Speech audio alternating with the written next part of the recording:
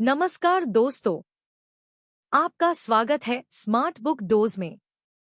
आज हम बात करेंगे एक ऐसी किताब की जो पैसे को समझने का नजरिया पूरी तरह बदल देती है। The psychology of money by Morgan Housel. ये किताब हमें ये सिखाती है कि पैसे की असली समझ अकाउंटिंग या फाइनेंस से नहीं, बल्कि मानव व्यवहार से आती है। पैसा कमाने, बचाने और बढ़ाने की कुंजी हमारे सोचने और महसूस करने के तरीके में छुपी होती है।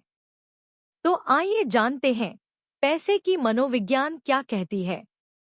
पहला पार्ट, हर इंसान का पैसा देखने का तरीका अलग होता है। हर इंसान की बचपन की परवरिश, उसके जीवन के अनुभव और उसकी आर्थिक परिस्थिति ये तय करती है कि वो पैसे को कैसे देखता है। उदाहरण के तौर पर, अगर किसी ने 2008 की मंदी देखी है, तो वो शेयर मार्केट को एक खतरा समझेगा। वहीं जिसने 2010 से 2020 के दौरान सिर्फ तेजी देखी है, वो मार्केट को मौका समझेगा।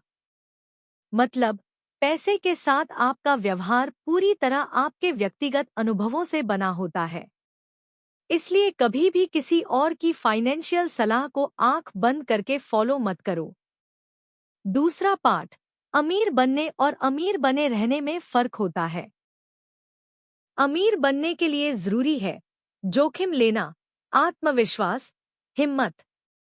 लेकिन अमीर बने रहने के लिए जरूरी है डर, सतर्कता और विनम्रता।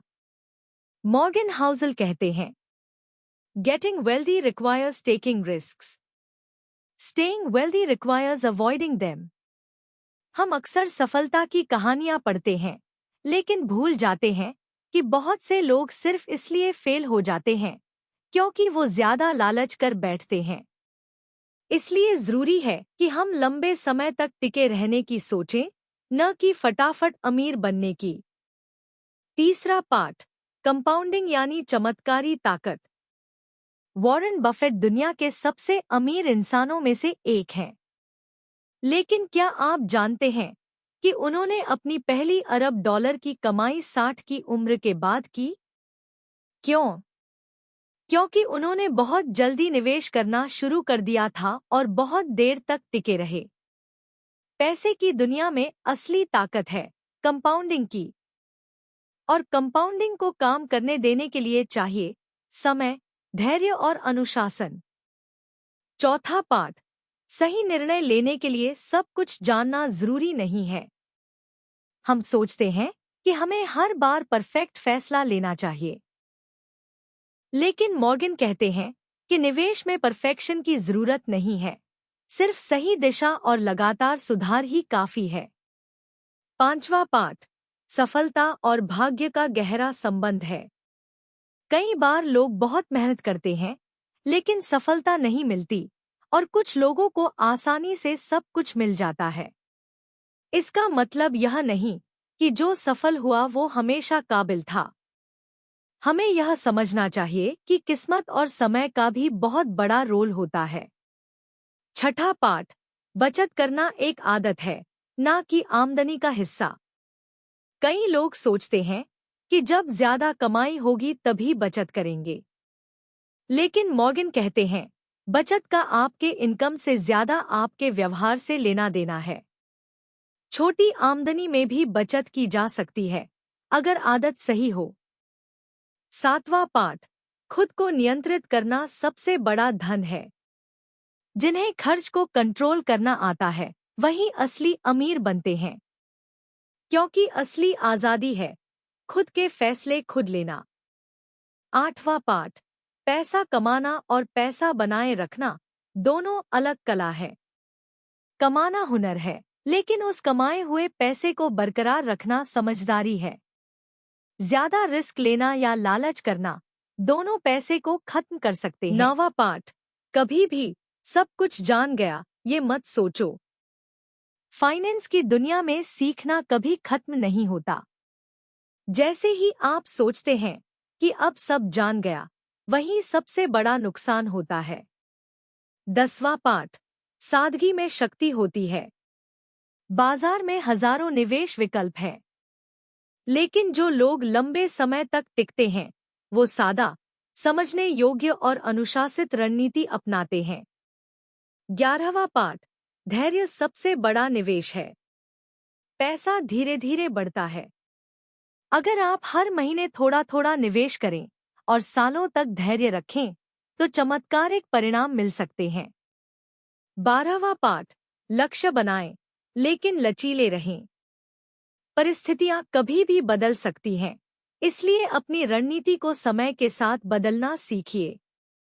13वां पाठ, सामाजिक तुलना से बचें। अगर आप हमेशा दूसरों की तुलना में खुद को मापते रहेंगे तो कभी संतोष नहीं मिलेगा।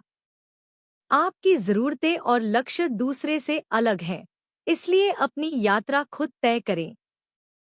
14वां पाठ, सही निर्णय लेना, शांत दिमाग रखना। जल्दबाजी में लिए गए फैसले अक्सर गलत साबित होते हैं। पैसे के मामलों में शांति और स्थिरता ही सबसे बड़ी कुंजी है। 15वां पाठ, जितना समझो उतना ही करो। ज्यादा जटिल रणनीतियां अक्सर आपको नुकसान पहुंचा सकती हैं। मॉर्गन कहते हैं, जितना समझो उतना ही करो, यही सुरक्षित रास्ता है। 16वां पाठ, एक सुरक्षा कुशन रखो। हमेशा कुछ पैसे इमरजेंसी के लिए रखो। इसे आप कभी यूज न करो, ये सोचकर रखो, लेकिन जब जरूरत पड़े तो वही जिंदगी बचाता है। 17वां पाठ, खुद की गलतियों से सीखो। गलतियां होंगी, लेकिन उन पर पछताना नहीं, सीखना चाहिए।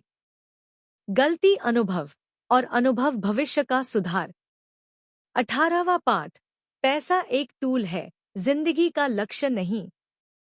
पैसा आपकी जिंदगी को आसान बनाने का जरिया है, जिंदगी का अंतिम उद्देश्य नहीं।